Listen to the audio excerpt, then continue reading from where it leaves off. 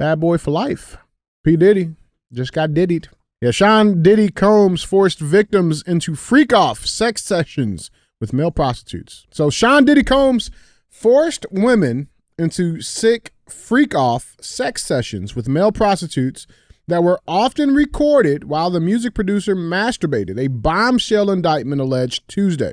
Combs would often also keep videos of the, quote, sensitive, embarrassing, and incriminating sessions, sometimes without his victim's knowledge, so that he could use them as collateral to ensure the continued obedience and silence of the victims, the indictment says. It sounds like very much like Epstein. Okay. Especially the blackmail part. You know, this is something we've talked about for years on the show, man. Like, you know, how do they control society? How do they get them all on the same page? How do they get all these celebrities to say the same thing? How do they get everybody in lockstep with every single thing? You know, with COVID, we had all these celebrities saying literally the exact same thing. It makes sense. Like, how do you control an entire industry of Hollywood or music or celebrity? You would have to do it through blackmail. What is up, guys? It's Andy Frisella, and this is the show for the realists. Say goodbye to the lies, the fakeness, and delusions of modern society, and welcome to motherfucking reality. Guys, today we have Andy and DJ Cruise the motherfucking internet. And that's what we're going to do. That's what CTI stands for, Cruise the Internet. This is where we put the news, the funny topics up on the day. We cruise the internet, and we talk about what's going on in the world. We speculate on what's true and what's not true, and then we talk about how we, the people, the citizens, what we can do to solve these problems going on in the world. Now, other times when you watch and listen to the show, we're going to have Q and AF. That's where you submit questions and we give you the answers. Now, you can submit your questions a couple different ways. The first way is, guys, you can email these questions into askandy@andyfrisella.com. or you go on YouTube in the Q and AF episodes, drop your question in the comments, and we'll choose some from there as well. Other times, we're going to have Real Talk. Real Talk's just 5 to 20 minutes of me giving you some real talk, which is basically, you know, a lesson or a little rant or what I think is going on or something I think you need to hear. And then we have 75 Hard Verses. That's where people who have completed the 75 Hard program come on the show. They talk about their experience, talk about how they were before, how they were after, and how they use 75 Hard to get control of their life. Now, if you're unfamiliar with the Live Hard program, the 75 Hard program, the 75 Hard program is the initial phase of the Live Hard program, and the entire program can be gotten for free at episode 208 on the audio feed, all right? You can also get the book. The book is called The Book on Mental Toughness. It's available at andyfrisella.com. It contains the entire Live Hard program plus 10 in-depth chapters on mental toughness, a bunch of case studies on some very famous people who've used mental toughness to become the famous people that you recognize, all right? You get that at andyfrisella.com. Now, we do things a little different here for you first-timers. We don't run ads on the show. You're going to notice that at all. We're probably the biggest show in the world that doesn't run ads. In fact, I know we are.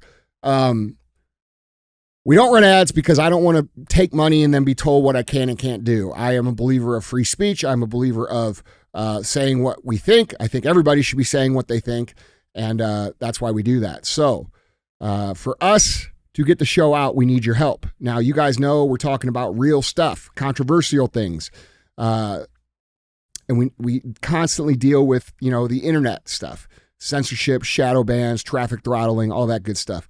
So we need your help to get the show out. All right.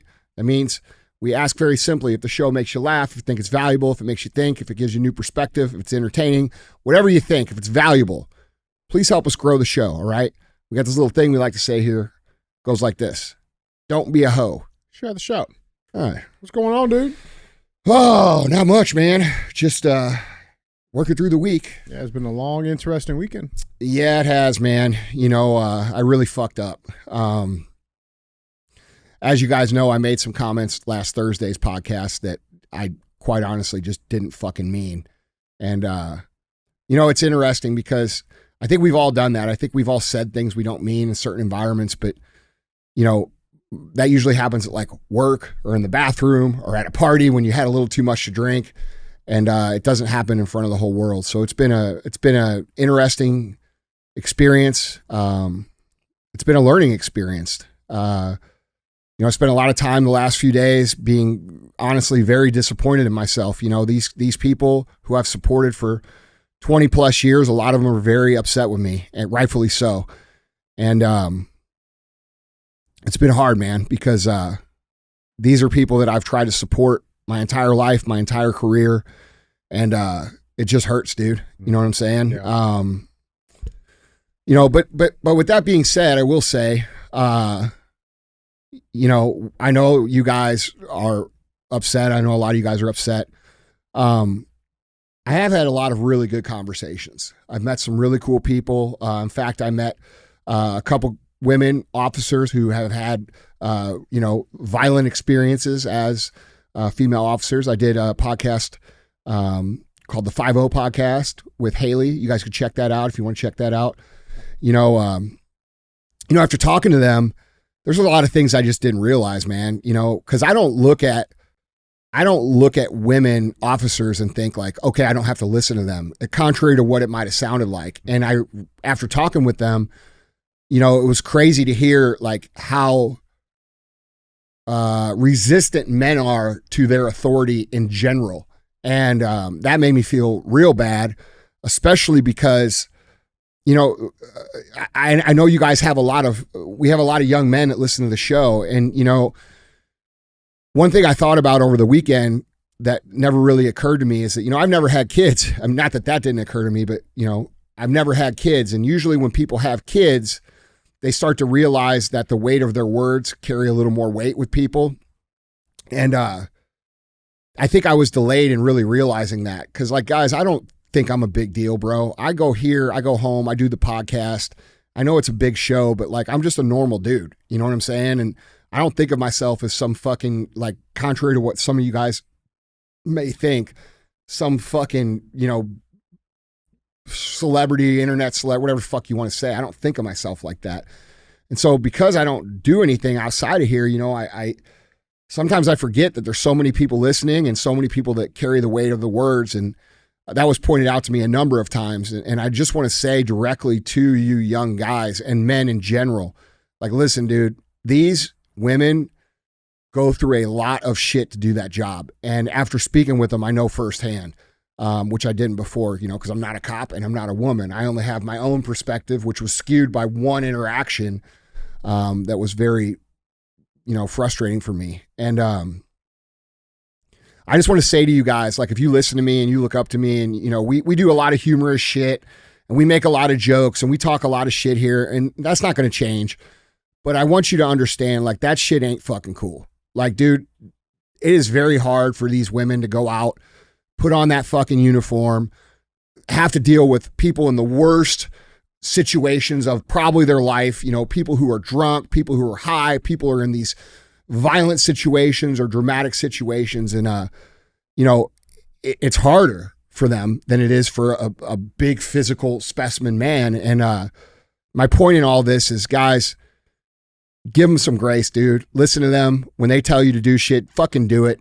And don't take my 10-second clip and think that, like, that's the way it is. It's not fucking hall pass. Yeah, bro, it's not fucking cool. And it's something that I'm super disappointed in myself for even letting slip out of my mouth. You know, sometimes I get emotional, sometimes I get verbally lazy. You know, we record thousands and thousands of hours of audio, and dude, you know, that was just a really, really poor, bad, horrible thing to come out of my mouth. And I feel really bad about it, dude, because, like, these are my fucking people, dude. A lot of these guys are my friends. They're people I've known for years. They're people I, you know, fucking drink beer with or play softball with back in the day, you know. And I'm just sorry, dude. Like, I don't want to make this a long apology, but, like, I know I fucked up and I feel like shit about it. And, you know, I'm very hard on myself. And for those of you, you know, I've seen a lot of the comments and a lot of the tags, you know, saying that you don't think I actually mean it. Dude, come on, man.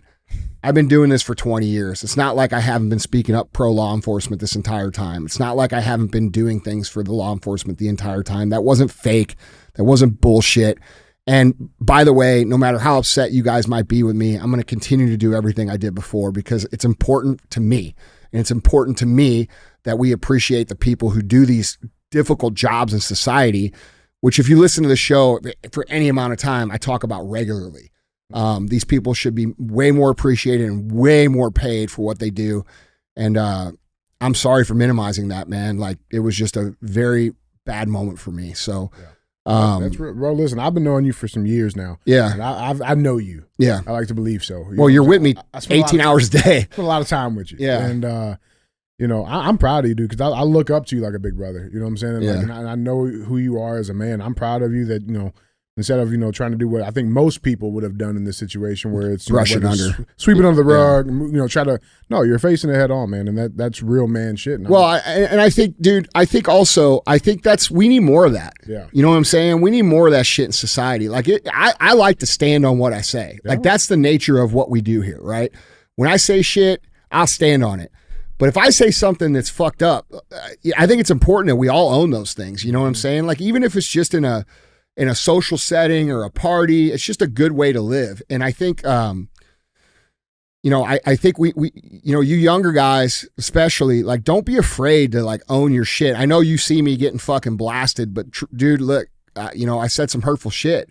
You know, sometimes when you apologize, it's going to take a minute for people to ever, you know, listen to you or feel better because you did something. Yeah. And, but don't ever be afraid of that, dude, because at the end of the day, dude, I think this life is about, you know, did you do the right thing, you know, and whether or not other people, you know, accept it or believe it or whatever, you got to live with yourself. And that was one of these, you know, this was one of these situations for me. You know, I've disappointed a lot of my friends who I've known for years and years and years, dude. And it just, you know, I'm just not proud of myself right now. You know, man. I think at the end of this, you'll be coming out of this a better man. Yeah. Oh, so. Dude, I already am. I've already had like so much more perspective and so many more, you know, thought processes and honestly realizations about myself, especially like the thing with the words carrying weight, you know. And I want to clarify that for you guys, bro. Like if I'm fucking, you know, like know the difference between when I'm joking around or, you know, saying something serious. And I don't know. I just don't want my words to negatively affect society or put people in a more dangerous situation. And yeah, that's about it, dude. Yeah, sure, man. Yeah. What's going on with you? Oh no, I got a birthday party this week. Yeah, yeah. I got my oldest. She's turning 4. I mean, to your point. No way. Yeah, bro, it's crazy. It's crazy.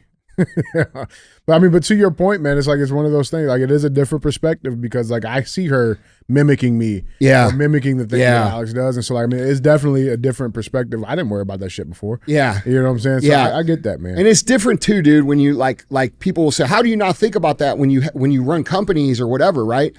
Well, they're paid. That's a different. Yeah, that's a different thing. Yeah. And it's a whole different ballgame. Yeah, whole different. I can't believe Ryan's 4, bro. Dude, it's crazy.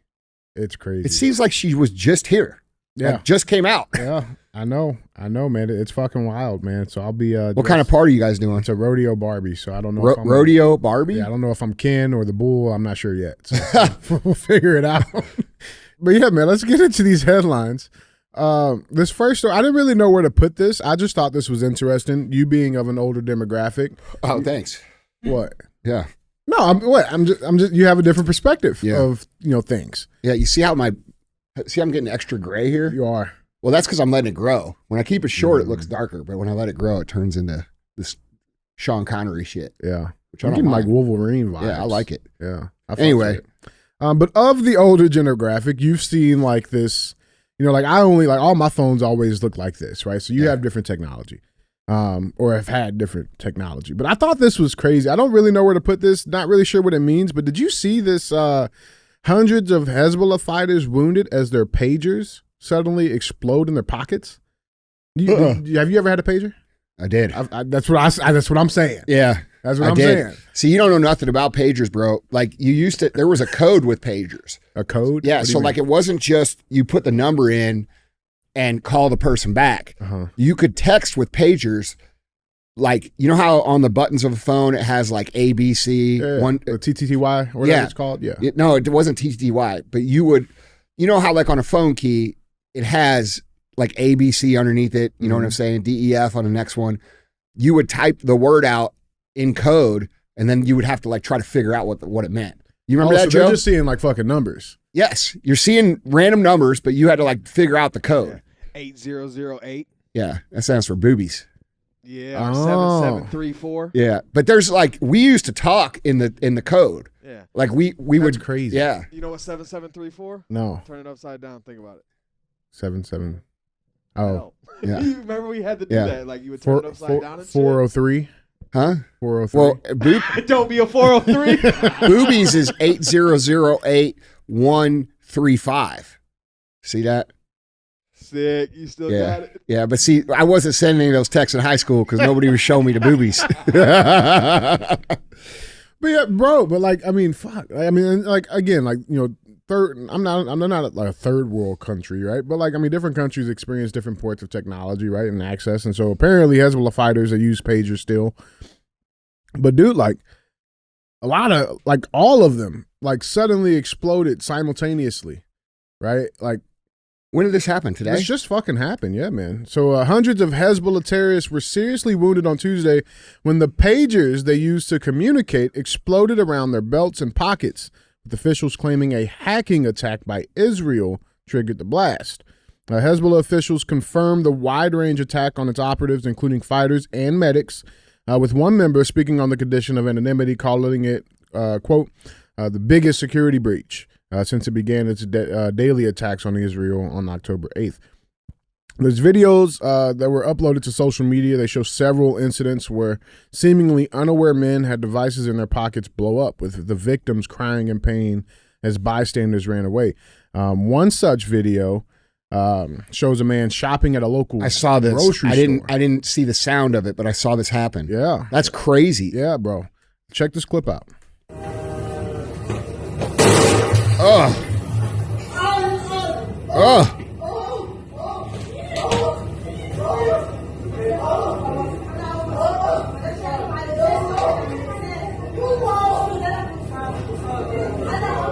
But the devices were all detonated.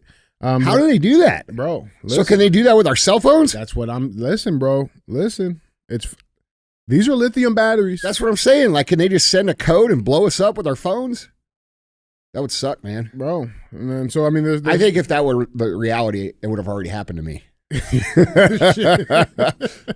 But yeah, they're saying through the use of malware, the devices could see their lithium batteries overheat and explode. One Hezbollah official told the Wall Street Journal that some members felt their pagers heat up and disposed of them before they detonated. But as of right now, at the time of recording, at least 9 people are dead from it. 2,800 Wow, that people, actually killed people. Oh yeah. Dang. Oh yeah, 2,800 people were injured after the shit. pagers exploded across Lebanon. There's a few pictures of the aftermath of what it looked like. Your discretion's obviously advised. But dude, it's just fucking wild, man. To think that like that's where we're at with technology. Yeah. You know what I'm saying? And so it's like, Well, bro, like, the 5G shit that these guys talk about, right? Mhm. Like, and I don't know, I don't know what to think, because like I have a hard time believing anything now, or dude, I have a hard time believing anything at surface level at all. everything has there's some deeper. Yeah, bro, but like if you ever watched any of those videos on like the nanotech and the 5G, like actually signaling the nanoparticles to reassemble in someone's body and then killing them. No. Oh, dude, they're back when the vaccine, hysteria was at its height. There was a bunch of videos out from people, and they seem a little out there, Yeah. but that were saying like that they could use 5G technology to stimulate the nanoparticles that are inside the vaccine to reassemble and cause death. Mm. So they could hypothetically target you, because each vaccine has a serial number. They could specifically target you if they wanted to kill you. That's crazy. Yeah, through a cell phone tower. That's crazy. Yeah, man. I don't know how. I think it's probably some bullshit, but Yeah. it sounds like bullshit, but fuck, who knows? Dude, that's what I'm saying. I mean, like, how do you're telling me, okay, like maybe there was something wrong with a couple of them. You know what I'm saying? Like there's a manufacturing defect or something like that. But we're talking almost, 2,800 fucking people. Yeah. And that's just the ones that, didn't dispose of it before it exploded. Yeah. I mean, that is a coordinated attack. Yeah. I don't know how they did it, but I mean, obviously there's some capabilities that, that are out there that exist. If they can do it with pagers from, what year was that you had your pager? Probably like 97. They're not even making those no more. Yeah, like 96, 97. Are they still making pagers like today? Yeah, they still make them for like doctors and Oh, okay. I can see that. Okay. Yeah. Well, maybe, yeah. I don't know. Either way, bro, it's some scary shit. Yeah. Like, just be walking around with a fucking explosive in your pocket. Yeah. You know? So, yeah, guys, let us know what you guys think about those exploding pagers. Let us know down in the comments what you guys think. With that being said, let's get to our headlines. Remember, if you want to see any of these pictures, articles, links, videos, go to andyfrisella.com. You guys can find them all linked there for you. So with that being said, headline number one. Gotta talk about it. Trump's second assassination attempt. This is wild. Yeah, man. Dude, this is wild. All right, which you also, there was a little Andy Damas there for you. Even, was it 3 weeks ago, 2 weeks ago? We called this out. Yeah, I mean, we weren't the only ones, but I mean, like, I don't even think this will be the last one. Yeah. But yeah, so let's talk about it. Law enforcement responds after another assassination attempt on Donald Trump. So former President Donald Trump is safe as law enforcement responds to West Palm Beach, Florida, after what the FBI now says was an apparent second assassination attempt against Trump this year. Trump, who survived a gunshot wound in Butler, Pennsylvania at a rally in mid-July, was golfing on his course in West Palm Beach on Sunday. Law enforcement officials apparently encountered a man who had attempted to assassinate Trump there. There are conflicting details. It has been a couple of days. This was Sunday morning when this happened. And reports are pouring out from officials and unofficial sources, but Trump's eldest son, Donald Trump Jr., said on social media that an AK-47 was smuggled into the bushes on the golf course. There are other reports that the man had also smuggled a GoPro camera, presumably to film an effort to do so. Now, in response, on September 15th, Trump's campaign issued this statement saying, quote, there were gunshots in my vicinity, but before rumors start spiraling out of control, I wanted you to hear this first. I am safe and well. Nothing will slow me down. I will never surrender. I will always love you for supporting me. Unity, peace, make America great again. May God bless you. All right. Now, they have somebody in custody at the time of this recording. And that man is a man by the name of Ryan Wesley Routh. He's the alleged gunman at the Trump Golf Club. He's a 58-year-old man. He's accused of pointing an AK-47 at former President Donald Trump on Sunday afternoon. Has a prolific arrest record that spans several decades. Ryan Ruth was arrested shortly after the incident at Trump International Golf Club in West Palm Beach, Florida. Authorities said Secret Service agents fired at him after seeing the muzzle of his AK-47 pointing through a chain link fence one hole ahead of where Trump was playing. Authorities are treating the episode as an apparent assassination attempt on Trump. A background check on the name given by officials, Ryan Wesley Routh, revealed that he currently lives in Hawaii and has faced dozens of run-ins with police stretching back to at least the 1990s.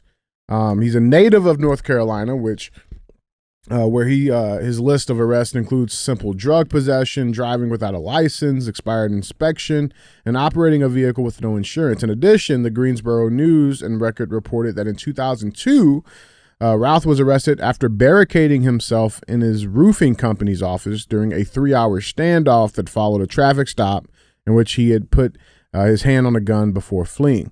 All right, now there was a lot of speculation. You meaning he put his hand on an officer's gun? On his gun and then pulled off. Oh, okay. Now there was a lot of speculation. I think it's important to call out. Like it's real as fuck here. We talk about the truths, right? And while there are speculations and allegations we may push out, it is important that we clear any bullshit that comes up.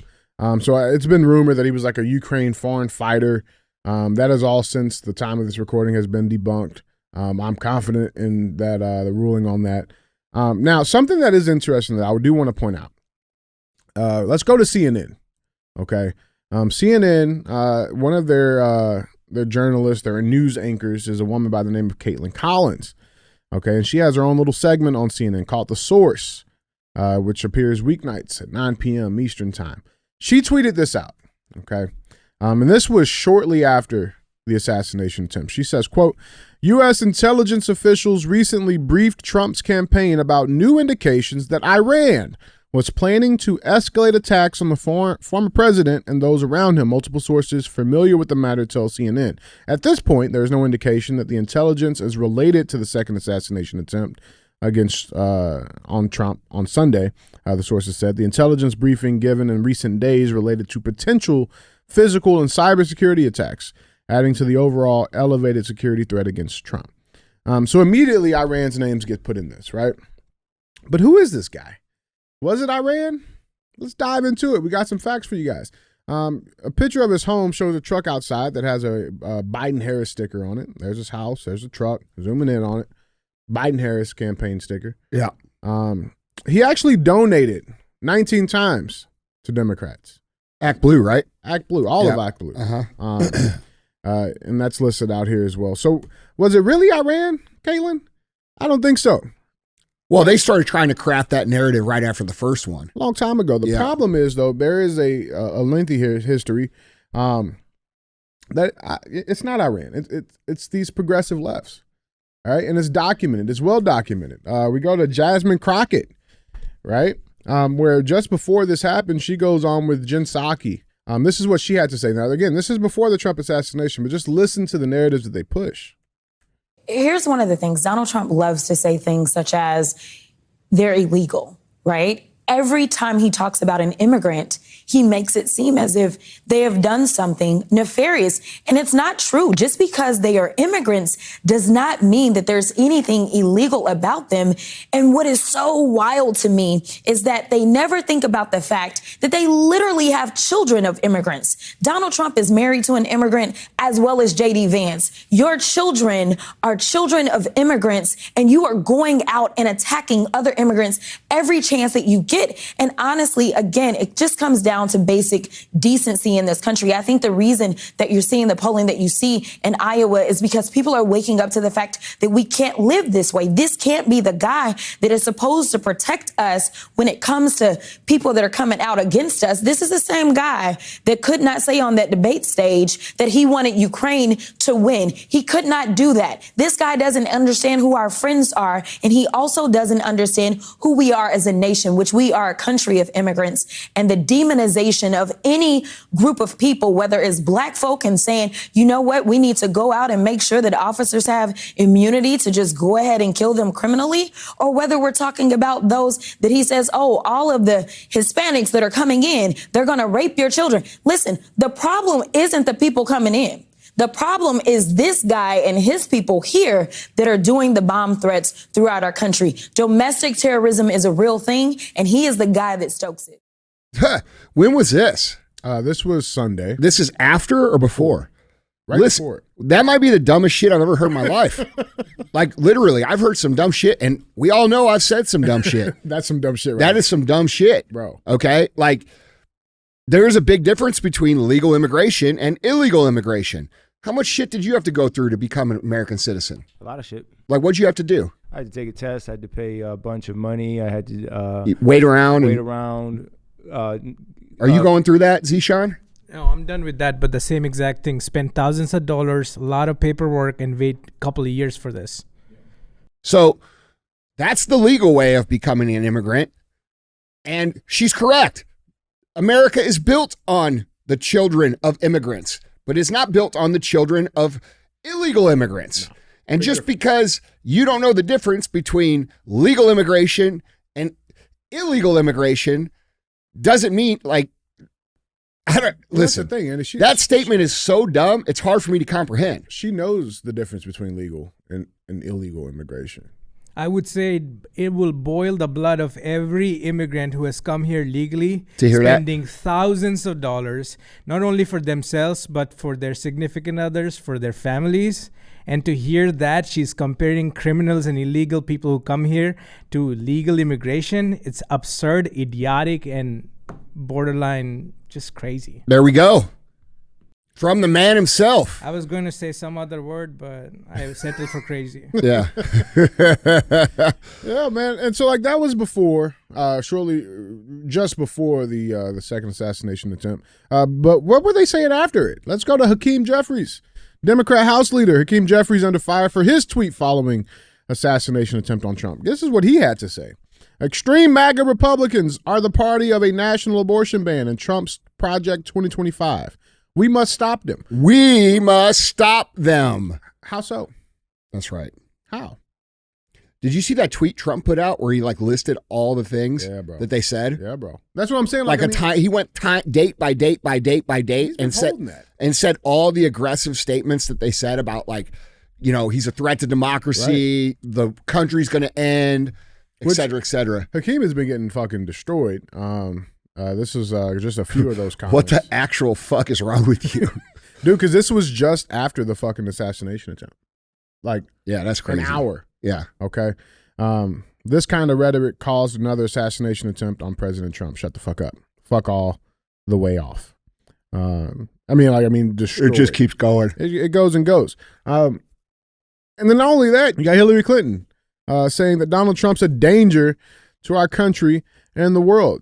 Just one day after the second assassination attempt. So this just came out today, but this happened yesterday.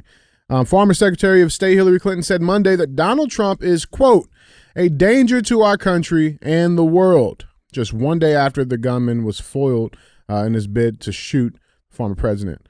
The 2016 Democratic presidential nominee made the remark during an interview with MSNBC primetime host Rachel Maddow. Here's the clip. And boosting Trump back in 2016. But I also think there are Americans who are engaged in this kind of propaganda. And whether they should be civilly or even in some cases criminally charged is something that would be a better deterrence. Wow, it sounds like communism. So whatever happened to the freedom of speech? Whatever happened to being able to say what you believe without repercussions? That is the point of this whole entire country, okay? And what I mean by without repercussions, I don't mean not making people mad. I mean legal repercussions like putting them in jail, right? Okay? There are always repercussions to what people say. We know that. But, you know, she is on TV openly calling for the arrest and imprisonment of people that post quote-unquote misinformation. Well, who decides what misinformation is? Right. Do the people that arrest people, or are they also the same people that get to decide what misinformation is? Is it her definition of misinformation? Because misinformation is an opinion, right? All right? Well, it's become that. It's become an opinion. Yeah, because we've removed all factual logic from society. Right. I mean, do we arrest the people that were saying that, you know, hydroxychloroquine and ivermectin were not safe therapeutics? Do we arrest those people for misinformation? Well, hold on. They, under her thing, they would have been arrested when they said that, and then it would have come out to be that they did help. Right. You know, right? Like, dude, this is just a totalitarian communist tactic, and this is what it's like in other countries, guys. Like, in a lot of other countries across the world, and if you guys are old enough, you remember, like, our parents and our teachers telling us, hey, you know, in China, or this is what they used to say when I was in school, they would say, hey, in China, man, you can't say what you want to say. You can't criticize the government. They'll arrest you. And that was one of the fundamental basis points that they built value and pride in us as American citizens, as a young person, right? They would sit us down and they say, hey, you got to understand what this country's about. It's about this. We have freedom of speech. This is why it's such a big deal. And other places don't have it. And now we don't have it. Well, according to her, you know, and this is the danger, guys. Like, I know there's a lot of people that, you know, think this is normal political ebbs and flows. And, but this is where we're at. We're at a fork in the road where we're either going to go and be more free, or we're going to become a communist country that's run by people like her. Who gives her the right to make decisions like this? Who gives these people the right to rule over us? Right? Isn't it weird how they all seem to have this preordained destiny of our rulers? Like, it's really bizarre. Yeah, it's crazy, man. But as of right now, Mr. Routh, you know, the charges have come out for him. He's already had an arraignment, his first appearance in court, where he was smiling and laughing in the courtroom. No way. Oh, yeah. The hearing was only 8 minutes long, and he was charged with 2 counts. One was possession of a firearm while being a convicted felon, and the other one was a possession of a firearm with an obliterated serial number. So what many people call ghost guns or whatever, they deface the serial number so it's untrackable. Yeah. That was the AK-47 that was found in the bushes. Now, a lot of interesting things around this topic, okay? One thing that I did find interesting is because I don't believe any of this stuff happens by accident. Yeah. obviously, we just talked about it. Trump's posted it on his on his page. The pages of times where these people have pushed and made these subliminal call to actions for people to do exactly just like this. Now, is it deeper than that? I don't know. Did you see that Time magazine cover that they pushed out just a few days before this second assassination attempt? With him in the golf cart? Yeah. Yeah, I did. Yeah. Dude, look, these are not coincidences. You think that's a coincidence that this comes out a few days before he's almost assassinated on the golf course? Mm-hmm. And then, because it didn't go through, then they pull it down from all of their publications and remove it from their vault of all the things they have. And it's stuff like that. Or the fact, this is probably the craziest fact. This is the fact. The craziest thing about the situation is, okay, they're saying that the guy was laying in the bushes for, 12 hours. Okay, so 12 hours undetected. Cool. Here's my issue.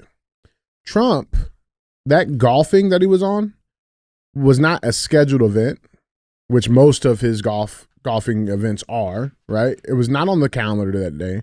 That was a last minute decision that he made to do. How did Ryan Roth know that? Dude. To me, that's the biggest issue. CNN's even covering it. That is a big problem because that means someone that's close to him leaked his location of where they're going to be. And that means very close. Bro. So, look, man, if I was Trump, I'd remove everybody from around me. You got to rewipe it, bro. Yeah. You got to wipe it all. You got to wipe it all and put brand new. Honestly, I don't even know if I would trust the government entity at that point. No. You might be better off with just choosing a private fucking company to do it. Well, dude, all the emperors that were, this is a common thing throughout history. Even there's people who know things about the JFK assassination that say he was shot by a Secret Service from the back seat of the car. Right. So, or from the front of the car. So, dude. Or you want to hear something crazy, bro? Not to cut Bro, I know a lot of these Secret Service guys. They're fucking good dudes, bro. Yeah, man. And of course, this is not a generalization, man, but and obviously everybody's going to be entitled to their own opinions and their own political beliefs. And just because you're serving the United States Secret Service does not mean that you don't have your own political belief, right? And at the end of the day, it's a job. You sign up to do it, right? But there is a problem here. Yeah. There is a problem here. Somebody is allowing these things to happen. And more than one person knows about it. They have to know. Yeah, it's not just one person that knows. But to your point about this Julius Caesar thing, even this by itself, and it's so crazy that you brought this up, but Julius Caesar, everybody knows he was, the emperor of Rome, and was killed by members of his own Senate. Mm-hmm. It's interesting, man, because if you go back to 2017, I don't know if you guys remember this, but I found this, Trump as Julius Caesar. There was a play that was put on in New York City. It was Shakespeare in the Park, where instead of, given the traditional, Julius Caesar role and all of that, no, they had the guy dress up and he looked shockingly similar to Donald Trump, and where he was stabbed by minorities and people in minority groups were the ones that killed him. And so, listen, dude, society's getting way too extreme, dude. Way too extreme. There needs to be action to correct this. How is this continued allowed to be happening over and over and over again? You know what I mean? Who knows? There's people that know this. For sure there's fucking people that know it. And my issue is, bro, again, when you pull it back, it's always coming from the same people. It's coming from the same side. It comes from the same small group of people. It's the Obama, the Clinton, it's that little group of people. The Biden, the Michelle Obama, the George W. Bush. It's the cabal, bro. It's always the They've same had names, power man. for the last 16 years out of 20. Mm-hmm. You know what I mean? Dude. It's wild. He has to wipe all of it, man. There has to be a very dramatic change, bro, because if not, again, third time's a charm. I don't know. You know what I'm saying? How do we know? We don't. But there is a mole in the. And then what happens then? What happens if they do kill him? Right. You know what I'm saying? Right. I think they're betting on them killing him and nobody doing anything about it, and then them just moving on with their plan. I don't know, man. Yeah, I don't know either, dude. I don't know. It's wild. very unsettling for sure. I mean, regardless of what your political beliefs are, I think we should all believe in the structure of the country. And I think we should all understand that, you know, sometimes people get their way, sometimes we get our way. And that's supposed to be a conversation. And we've drifted so far away from being able to have conversations with people instead of going straight to they're our enemy, right? If we have any disagreement with someone, or if we have any dislike of someone, or any preconceived notions of someone, we automatically think that they're the opposite polar of us. And dude, what we find out usually is that they're not that different if we sit down and have some conversations.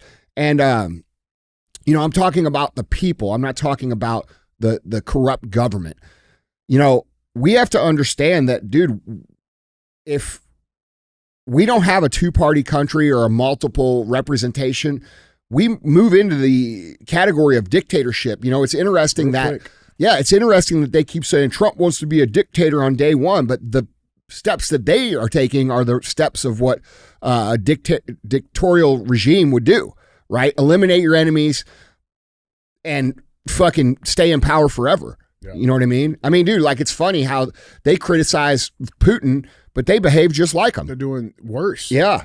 And I don't even know if what Putin does is what they tell us. If I'm being honest, they won't let his speeches be played. They won't let us hear what he says. And every time we hear what he says, it's pretty common sense. You know? Doesn't sound that crazy to me. No. So, you know, who knows, man? Here's my thing. Last little bit on this too. You know, it doesn't matter what side you on. This shit's wrong. Yeah. And I think anybody, Democrat, Republican, doesn't matter. You can look at this and say, hey, something's wrong here. Yeah. There's a problem. And there should be more than just the typical headlines pushing to make change here. Yeah. And I do want to call out, we like to call out, you know, when people make, you know, great points and great statements. Did you see what Chris Cuomo had to say on this? No. Check this clip out. I don't get it. That's why I reached out to Trump.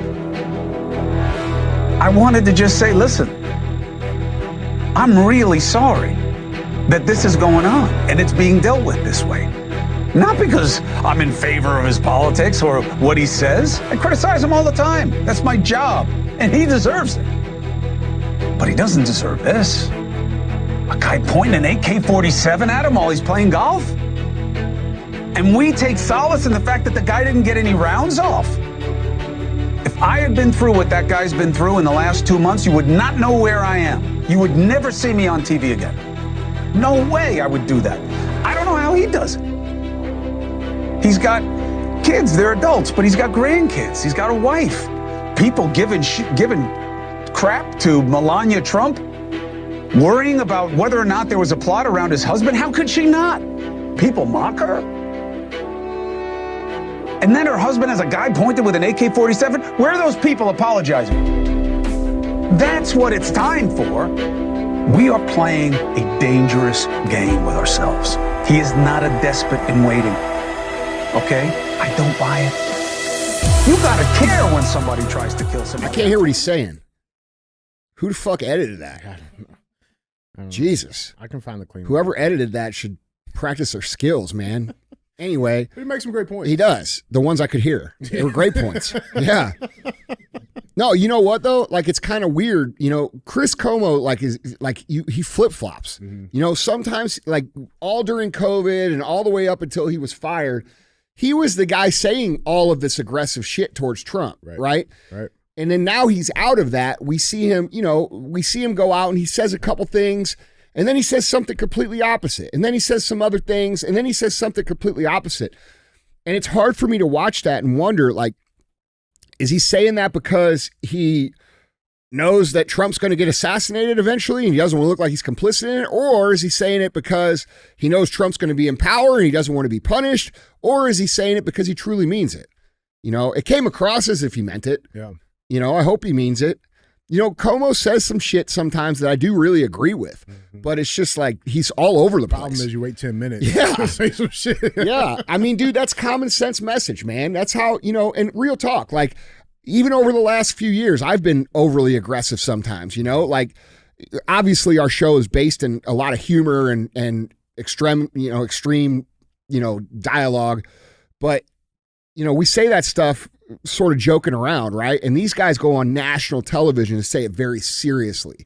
And that's a, if you're someone at home and you're convinced from watching the media that the country is going to fail if we don't get rid of Trump, and you're sitting there and you think like, man, I could be the hero. I could save America. Right. You see what I'm saying? Right. And dude, we have a lot of people in our country, who suffer from mental illness or lack purpose or lack relevancy. And we don't have, this is why a lot of these school shooters are doing this. And they say so in their little manifestos. So don't come at me with that's not why.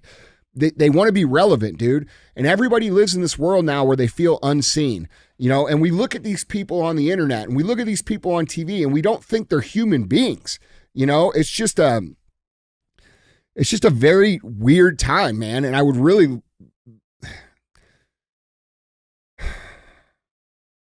we need real conversations, dude. You know what I'm saying? We need to stop this propagating of hate and aggressiveness towards this dude because they don't like him. Mm-hmm. You know what I mean? It shouldn't be, and it, I guess it's freedom of speech or whatever, but like, dude, when we start molding and being grooming, so to speak, these people that are at home, like that's a different thing, dude. And if you're watching what they do, it's very clear that it's propaganda and it is somewhat like mental grooming. No, it is, man. Or brainwashing, or whatever you want to call it. If I was to say that I feel that Kamala Harris is a threat to our country and a threat to democracy, I got FBI showing up at my door wanting to question me. Well, I mean, I think that's a true statement. But it is, what I'm saying? Yeah. What's the difference between what I think it's a said true and statement. what they say? I think it's a true statement because of what is happening by the evidence. Right. We don't have evidence of Trump being a threat like that. I think these people like Hillary Clinton and these people that put all this shit out, those people should be in jail, dude, for what they're doing. Because they're blatantly lying, they're blatantly cheating. Did you see the shit about the whistleblower for Kamala Harris's debate? Oh, you got that? Okay, all right. See, I'm always ahead. I got you, baby. Yeah, man. This shit's wild, man. But guys, jump in on this conversation. Let us know down what you guys think. What should happen to the people that are doing this on national TV? What should happen to the people who are calling for, we got to stop them? Like, I want to know, like, for real. I want to know where the temperature is with you guys. Like, what should happen to these people? Or how should it be handled? Because, like, dude, very clearly one side can say and do whatever they want and the other side can't. So what are we doing here? And only one side is producing some very negative actions. Yeah. Yeah. So let us know down in the comments, man. It's disturbing, dude. It's wild, bro. Yeah. I'm worried about what could happen for real. Real shit, man. Guys, let us know down in the comments what you guys think. With that being said, let's go cruise some of the comments. This first one comes from Richard, the 2A atheist. Okay, he says, "Well, I'll admit that I was skeptical, but Andy Frisella called it. Can't wait for the media to completely ignore this when it comes out." We got just that, and he retweeted this tweet from the Black Insurrectionists about the affidavit from the ABC whistleblower. We got that coming up just shortly, but I got you, Richard. We got you. This next one comes from Gluck0122. The audacity of white people to talk about immigration while standing on stolen land. Let it go, like Elsa. Are you white? Me? Yeah. Half. I know, but are you? Yeah, are you? You identify as white? we all talk about it, so it's not just white. So you guys can talk about it, but I can't talk about it. Is that how it works? That's kind of like how it is in society right now. You know what I'm saying? All of us can do it, just not white people. That's right. I don't think that as a everybody white can say whatever they want except white people. I don't think that her as a white person should be able to talk about white people not talking about it. I agree. That's a good point because it cancels each other out. You know what I'm saying? It's like, 1 times 0. You know what I'm saying? What were you doing with your hand though there? We're pointing, but cancel each other out. Cancel signal. That's sign language. I learned that. I just made it up. Yeah. All right. Yeah. That's the move, baby. You don't know this move? You know, I don't know. It's that only move. because you're young. I've never fucking seen that move. When you're older, you'll figure it out. This last one comes from at Indie Will Fitness. He says, Trump has a mugshot, many indictments, a couple of baby mamas, got shot, and inspired a rap song. That makes him blacker than Kamala and DJ. You guys are awesome.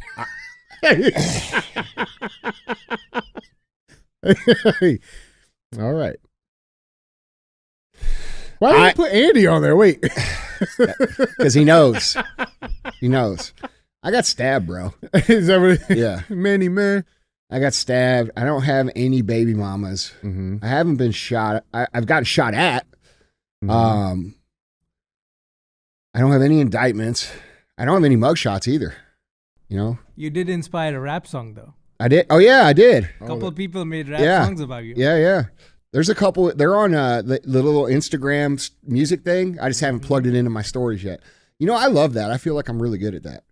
Like music selections? My music selections on my Instagram stories are top notch. Pretty clean. Yeah, none of you guys can compete with that. Yeah, that's real, man. Guys, we appreciate you for being Real Ass fans. Keep liking, keep commenting. Make sure you guys are subscribed and hit that bell notification to stay up to date with the latest episodes coming out from Real AF. See, I bet if I went and got arrested and actually got shot, I bet I could inspire some more rap songs. You know what I'm saying? Let's not do that. Yeah, let's not. Guys, Andy, our second headline number 2. This headline, it's not so much of a headline. This is independent media sources. Let's talk about it. So this gentleman who goes by Doc Net YouTube, or the Black Insurrectionist on Twitter. He has a great account. Has a decent amount of followers there. It says, I am MAGA. Do not tell me I ain't black. I wouldn't tell him shit. He looks badass and he's mad. Yeah, he does. Yeah. Anyway, so what's up? So I have to give him credit. So we talked about the debate extensively, the debate on ABC with Donald Trump and Queen Harris. We talked about this. We talked about how that it was very hard for us to believe that she was not either pre-fed these notes. I know people saw the earring shit. We talked about this. And at the time, that was just our common sense. That was our speculation. But since then, the Black Insurrectionist on Twitter, you guys can check him out. He posted this on September 15th. Here are the 6 pages of the affidavit for easier sharing. He says he made an error in the original posting where he duplicated page 5. Says that I would also like to note that there are several pages after the verification page that were specifics about the job the whistleblower did and a transcript of the recordings he made. The transcripts were even worse than the affidavit. So this affidavit is the affidavit of an alleged whistleblower who works for ABC. And mind you, the date on this affidavit is September 9th, 2024, the day before the debate actually happened, where he goes through. He lists out some things, I have worked for ABC News for over 10 years in various technical and administrative positions. Since the acquisition of ABC News in 1996, I have observed significant transformations in the nature of news reporting at the organization. These changes suggest a shift from unbiased reporting to a model influenced by external factors. No shit. Yeah. You know what's crazy, dude? Like before we get on, what's crazy is guys your age and people that are young, they don't know any different. They think that the way the news is now is the way that it always was. And everybody my age understands that there's a big difference. Yes. Like back when I was young, 20 years old, they would report the fucking news. Right? Like they would get on TV and they'd say, hey, this is what happened in this neighborhood. This is what happened in this neighborhood. Here's what's going on in Idaho. Here's what's going on in Florida. But now, like it's become complete state indoctrination propaganda. Like complete. Yeah. Like, bro, if you watch Fox News or CNN or MSNBC, how many of the stories are outside of politics? Very little. Okay. Well, isn't that weird that, it used to be about everything going on, and now they become these massive channels of just political information, quote unquote, shoved down people's throats 24/7. Yeah. On national and local. That's what I'm saying. Well, local's a little bit better, but we still get the neighborhood stories and we still get the, what's There's going on. Dick with the sports. Yeah, we still get that stuff at local news. I don't think the local news is the same as what, we call MSM at the national level. I know it's not because I know a lot of people in it, but yeah, dude, it's crazy. And it's crazy that young people will never know that the news used to be the news. Yeah.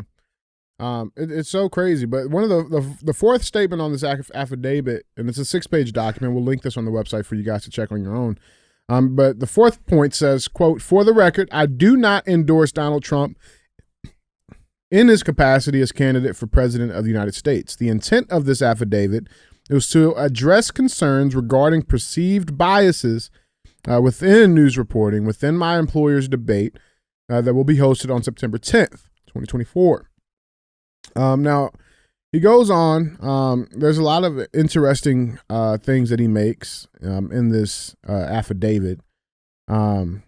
But saying one of the points, he says, observations pertaining to debate fairness. I have noted specific instances related to the debate between Donald Trump and Kamala Harris that raise concerns about procedural fairness. The specific instances of the perceived bias are as follows. The Harris campaign received particular accommodations, including but not limited to the providing of a podium significantly smaller than that used by Donald Trump and assurances regarding split-screen television views that would favorably impact Kamala Harris's appearance relative to Donald Trump.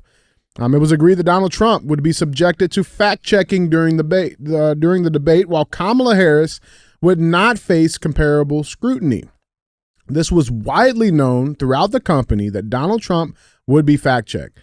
In fact, various people were assigned to fact-check observations that was perceived candidate Donald Trump would make during the debate.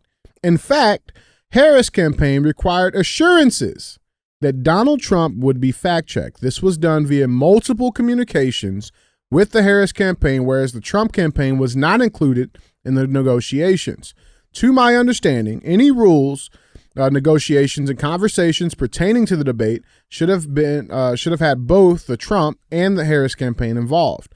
The Harris campaign had numerous more calls regarding the debate rules without the Trump campaign aware or on the call. He also said or alleges that the Harris campaign was provided with sample questions that, while not the exact questions, covered similar topics that would appear during the debate. Furthermore, the Harris campaign imposed restrictions on the scope of questioning. This is where it gets real interesting. The Harris campaign, demanded that there would be no questions regarding the perceived health of President Joe Biden. Got it. Can't talk about it. But there was also not allowed no inquiries related to her tenure as Attorney General and all of the people whose lives that she completely ruined and fabricated evidence and tampered with witnesses. None of that could be talked about. The most interesting point here, though, and this is something I had no idea about. I'm not sure if you knew this. I didn't know this either. Bro. Yeah. This last point is that there could be no questions concerning her brother-in-law, Tony West, who faces allegations of embezzling billions of dollars in taxpayer funds and who may be involved in her administration if elected. Can't talk about it. Now, I had no idea what that was referring to.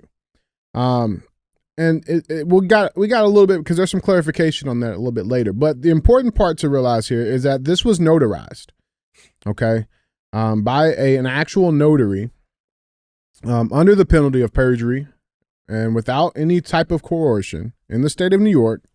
It was signed and dated by a public notary on September 9th, the day before the debate.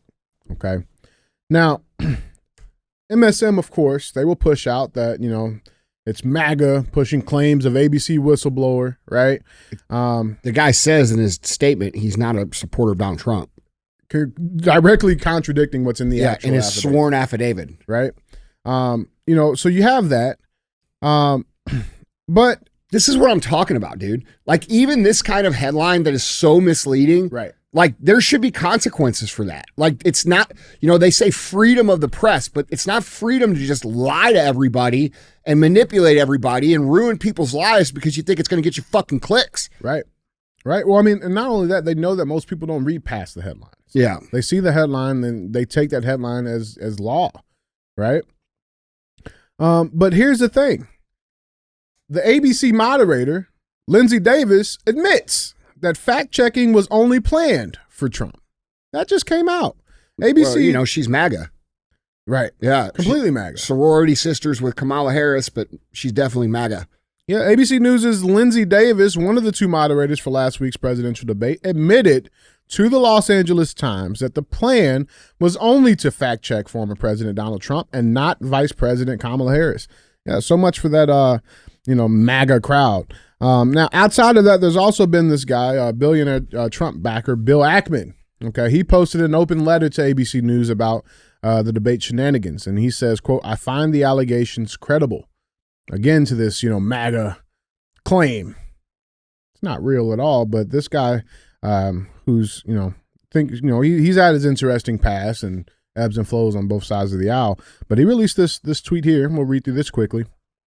And he tagged the CEO of ABC, Robert Iger. He says, "Dear Bob, I assume that you have been made aware of this affidavit, which was made public earlier today, in which a whistleblower states that at ABC worked closely with the Kamala Harris campaign in sharing the substance of the questions, avoiding certain topics, agreeing on the staging, committing to fact check at real Donald Trump and not Harris, and more disturbing details. I find the allegations credible as written, and also because the affidavit was apparently made and filed the day prior to the debate and makes mention of Harris's smaller podium and other details that only became public thereafter. While I can't determine the veracity of these allegations, they do match substantively what took place during the debate. The moderators of the debate, David Muir, he tagged them all, have yet to respond to the allegations. Since they have not done so yet, one must draw a negative inference. In light of the seriousness of the allegations and the implications for this presidential election and for ABC's reputation, and thereby at Disney's and the office of the CEO, I strongly encourage you to launch an immediate investigation of this matter. Our democracy depends on transparency, particularly with regard to events which can impact the outcome of the presidential election. I ask on behalf of all voters that you treat these allegations with the seriousness they deserve. Thank you." So he put that out. Now, back to this Tony West guy. I'd never heard the story. I had no idea who this guy was. Apparently, he is Kamala Harris's brother-in-law. He married Kamala's sister. This is a little input on this. So Black Insurrectionist, he tweeted this out in a follow-up tweet. He says, "While many people are focusing on what the whistleblower has said, one of the most important issues is being left out. Tony West is Kamala Harris's brother-in-law and campaign advisor, who will also be part of her administration. This is a man who makes Bernie Madoff look like Peter Pan. I also firmly believe you will see a connection between Kamala fundraising with Tony West connections. Part of the scheme that Tony West ran was money laundering funds through left-wing outlets and then expecting some of those funds to be returned. Any self-respecting journalist would have been obligated to ask a candidate who is a major advisor about these allegations and how they link with Kamala fundraising. This is just the tip of the iceberg." And I've looked into this. There's lawsuits that have been put in where he basically fucked over a lot of farmers, and more specifically, black farmers, by the tune of billions of dollars. And that case is actively in court as we speak. But nobody's even mentioned that. The media has not mentioned that. Farmers? Yeah, black farmers. Billions of dollars in funding and grants. And he's a lawyer. And he's being sued because of his shenanigans with that. And it's interesting because they say, this was left out of the debate and they couldn't touch this topic, but it's also interesting that no other media source has ever covered any of this. It's weird. And by the way, Ben & Jerry's has a new ice cream flavor for Kamala. So, Andy, what do you got on all of this? Coconut Jubilee. I mean, dude, I think I think it's more and more of this, power this corruption to hang on to power, where people are able to do whatever they want and they don't face any consequences that the other side of the aisle would face. And it bothers me to my core. It's totally fucked up. I don't think it's, like, dude, where do these people think that it's okay to do these things? They think that it's okay to do these things because there's never any accountability for it, ever, right? This story comes out. It's going to get memory hold. The first Trump assassination, memory hold. Russia collusion that they made up, memory hold. Like, dude, the press is completely burying anything that has to do with what they do or how they do it. And the average person is unaware. The average person reads that MAGA pushing claims of, whatever they said about MAGA pushes claim of ABC whistleblower after Harris-Trump debate. They push that out one time and the people believe that forever. They don't ever think anything different. And,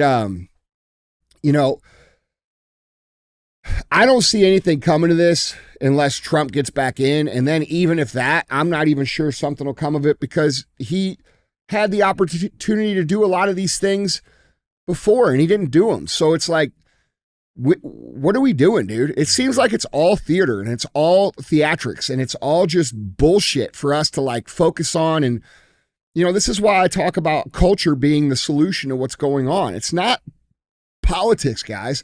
They're not going to save us. Harris is not going to save us. Trump's not going to save us. Will they make policies maybe that make it easier for us to live and operate? Yeah, I think Trump will do that. I think Kamala will make it much more painful for everybody. And if we look at California as the example, I don't think many of you really want your state, if you don't live in California, to turn into California, specifically where she's from, which is San Francisco. So, when we look at all of this, we've got to make a smart choice. And then we have to realize that we are the culture. We are the people, we have to stick together. We have to work together. We have to become the best versions of ourselves. And that's what needs to happen for us to cultivate a prosperous culture because, dude, it's like farming, man. Like you can't just flip the switch and make it change, right? You got to start planting the seeds. You got to water the seeds. You got to be patient. You got to let the seeds sprout.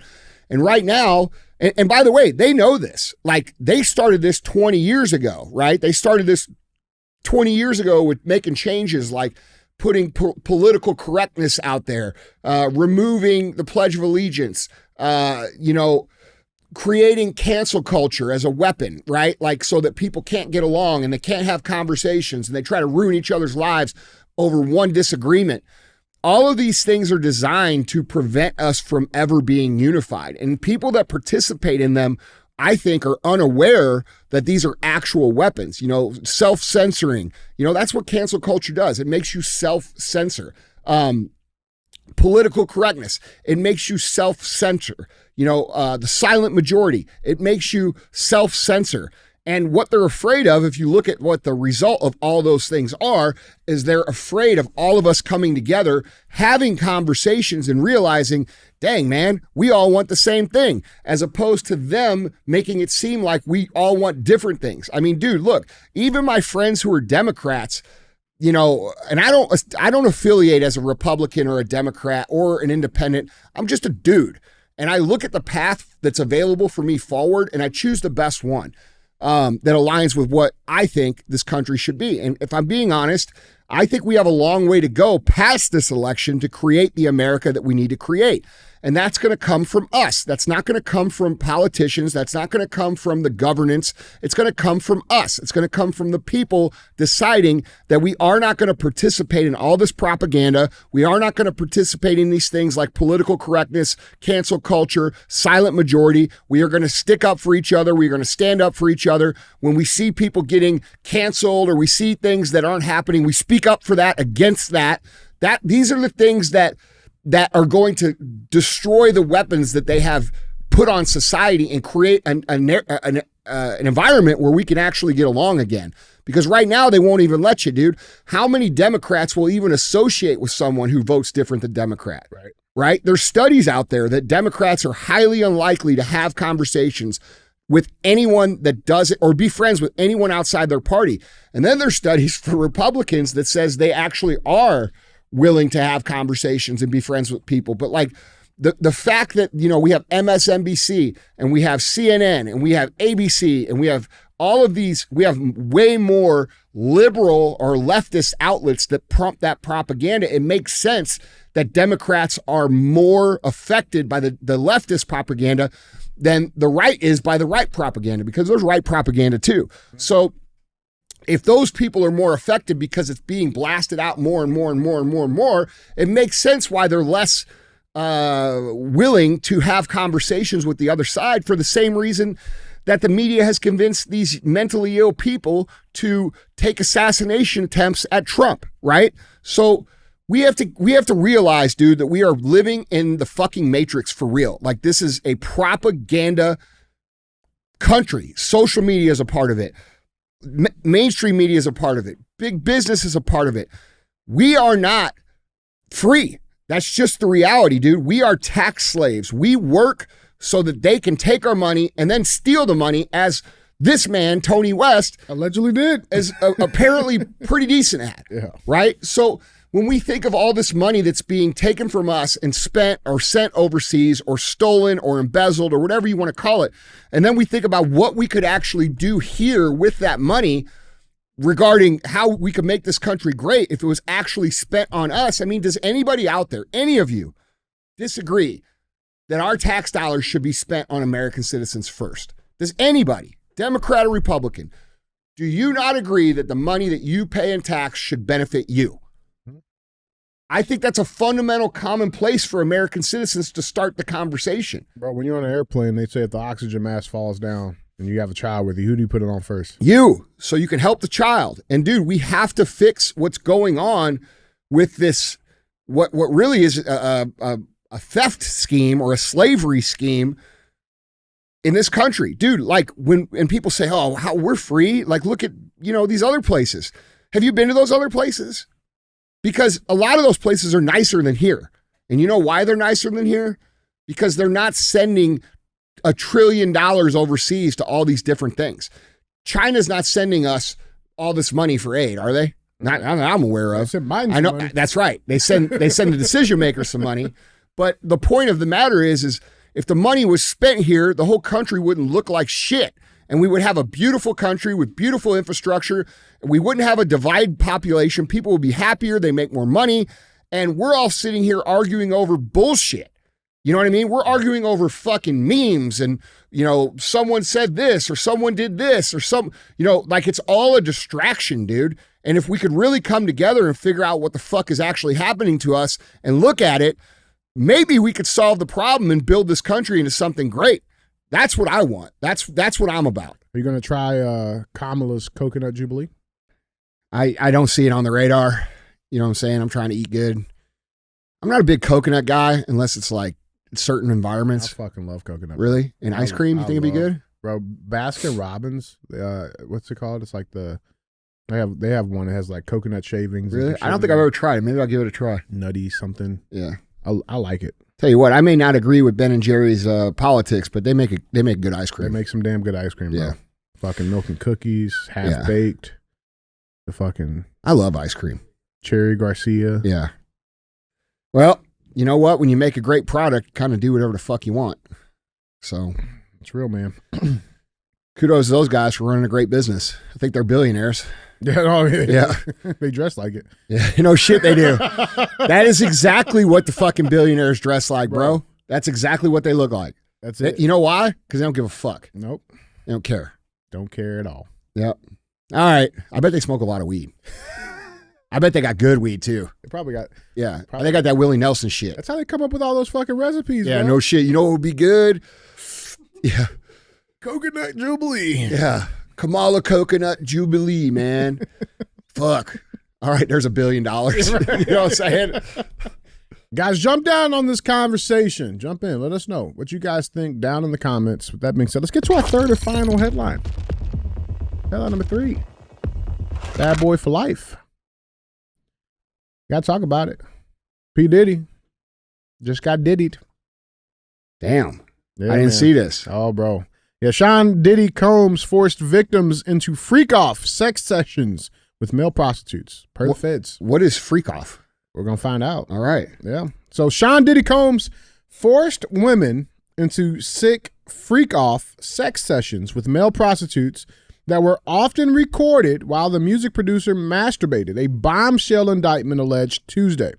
The music mogul, who's 54, who has been hit with federal sex trafficking and racketeering charges, allegedly got his female victims into the days-long sexual performances as part of his alleged pattern of abusing dating back more than a decade, Manhattan federal prosecutors said.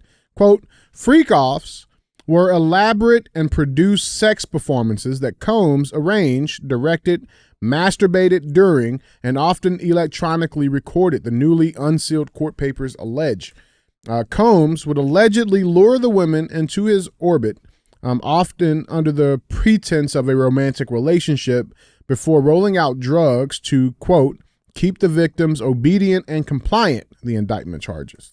The regularly occurring freak-offs could last for days, and Combs and the victims would often receive IV fluids in the aftermath, quote, to recover from the physical exertion of drug use, the feds allege. His employees allegedly helped facilitate the freak-offs by arranging travel, booking hotel rooms where they would take place, and stocking the rooms with supplies, including drugs, baby oil, lubricants, and extra linen. Combs also had his security staff carry weapons, and when the feds raided his homes in Miami and Los Angeles, they found 3 AR-15s with defaced serial numbers. That's prison right away. That's bad. Yeah. Other guns, ammunition, and a drum magazine, the indictment alleges. Combs would often also keep videos of the, quote, sensitive, embarrassing, and incriminating sessions, sometimes without his victims' knowledge, so that he could use them as collateral, quote, as collateral to ensure the continued obedience and silence of the victims, the indictment says. During a raid of Combs' mansion in Miami and Los Angeles earlier this year, the feds allegedly seized some of the so-called freak-off supplies. He has been slapped with 3 federal charges of racketeering conspiracy, sex trafficking, and transportation to engage in prostitution. Now, apparently there was also like 1,000 bottles of this lubricant that they pulled out of one of the houses. I'm not like 1,000 bottles. 1,000 bottles. 1,000 bottles of lube. That's what the indictment says, bro. 1,000 fucking bottles. That's a lot. What the fuck? Bro. What are you guys doing?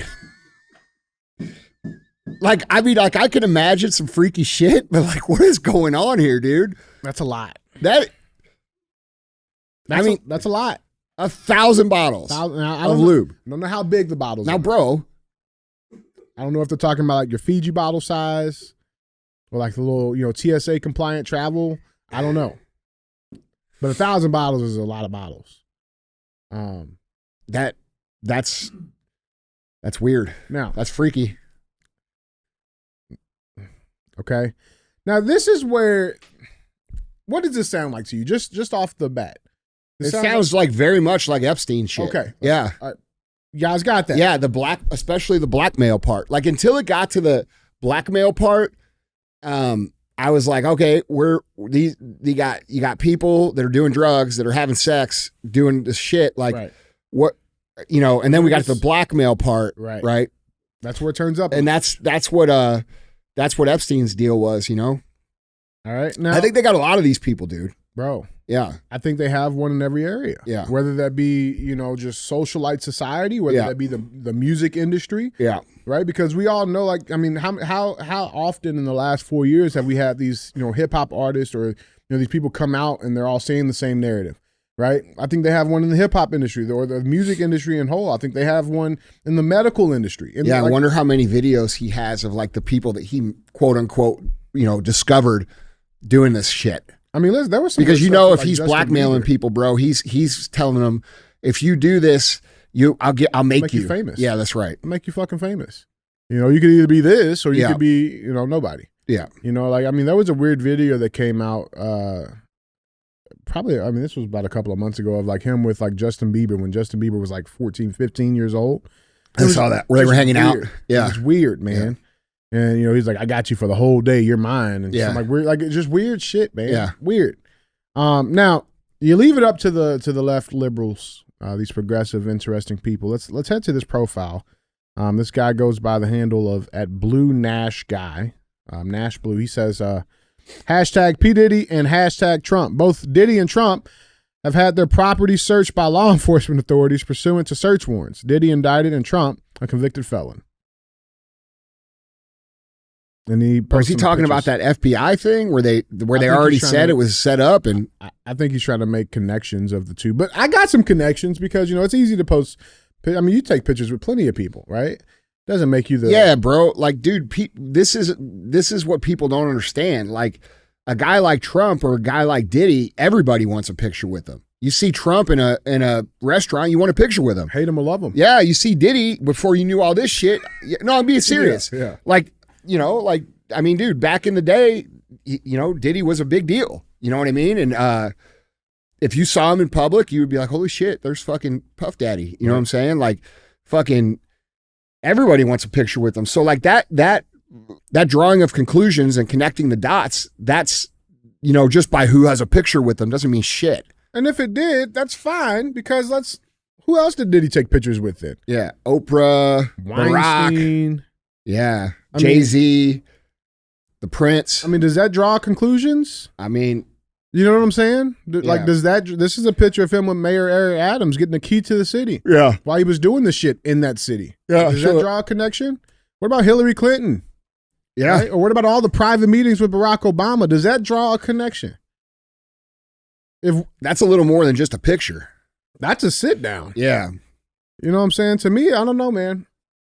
Well, I mean, dude, this is something we've talked about for years on the show, man. Like, how do they control society? How do they get them all on the same page? How do they get all these celebrities to say the same thing? How do they get everybody in lockstep with every single thing? With COVID, we had all these celebrities saying literally the exact same thing. Thank you, doctors. I remember this commercial Brad Pitt did where he tried to act all genuine. Mm-hmm. Thank you. Like, it's like, dude, it makes sense. Like, how do you control an entire industry of Hollywood or music or celebrity? You would have to do it through blackmail. And so, damn, is that his house?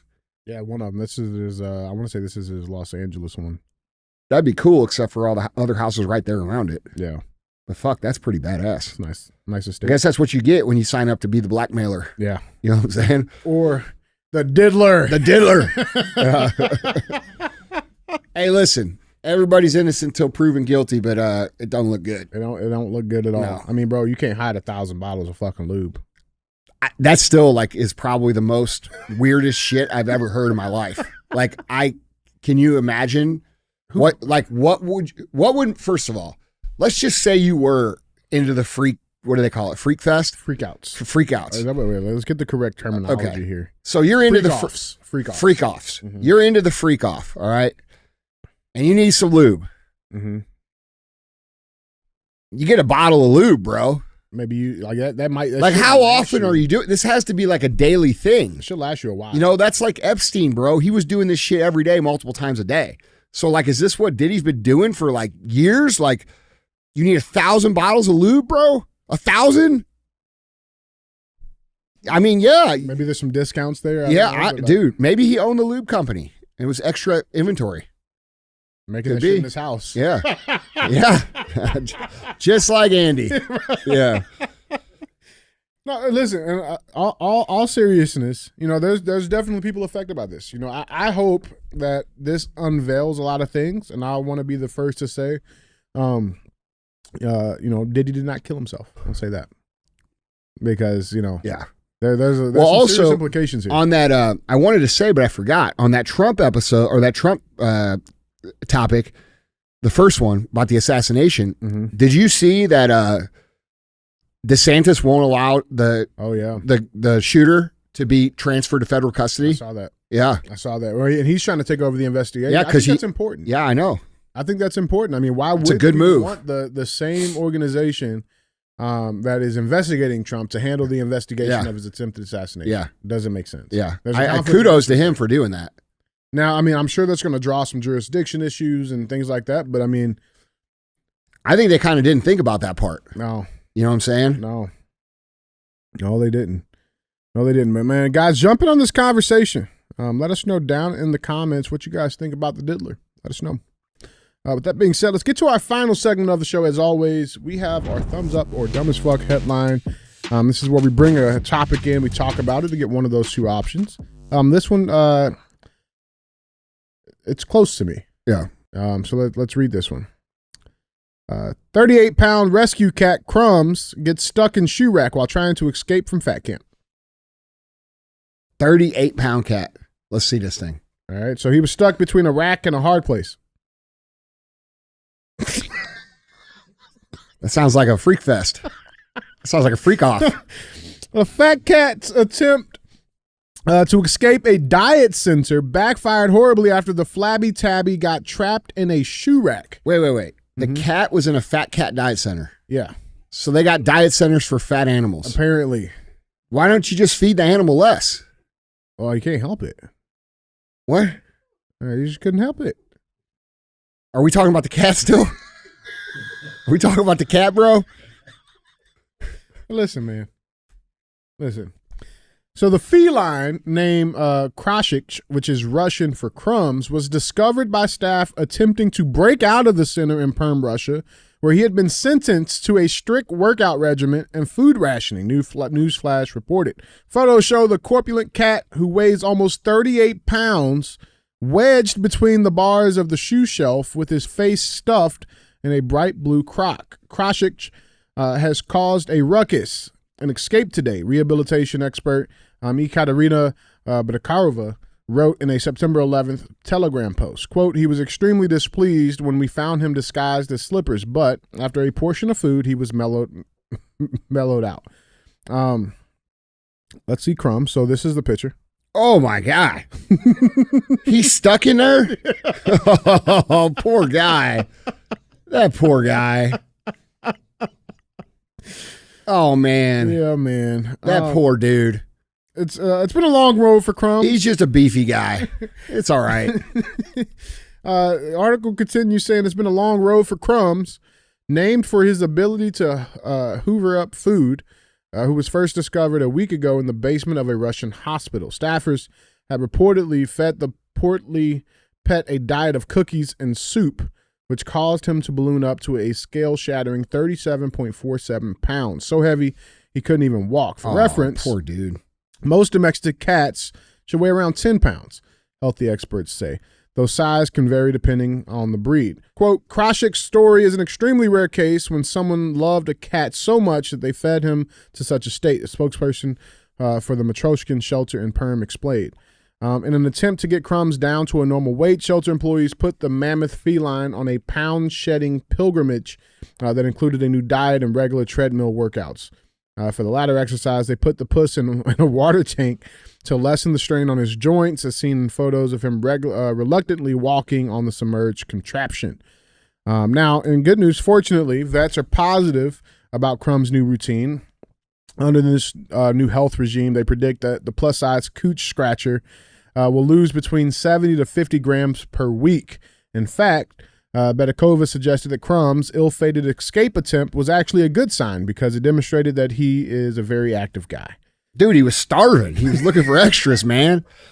That's like me in the middle of the night, bro. Bro, look at that guy. Look at his face. Oh man, that poor dude. Dude, that does look like Garfield. It does. That's the Russian Garfield, Crumbs. I know this. He was pissed when they caught him. This was them right after they caught him. Oh, that poor dude. I'd feed him too, man. Look at his eyes. He's like, why am I so fat? That poor guy. Oh, man. That poor dude. That's sad. It's also cute, though. Yeah, that's not healthy, man. Hey, man. Well, we got to follow this up. Yeah, we got to see how his weight loss journey goes. We'll check in on it. We'll keep you guys updated. What do we give it this, Andy? I give it thumbs up, man. He's working. He's trying. He's doing the work. He's eating less. You know, he's still a little big, but he's working on it. It's all right. We all got work to do. You know what I'm saying? Yeah. I give it thumbs up. I love it. Well, guys, Andy, that is all I got. All right, guys. Don't be a hoe. Share the show.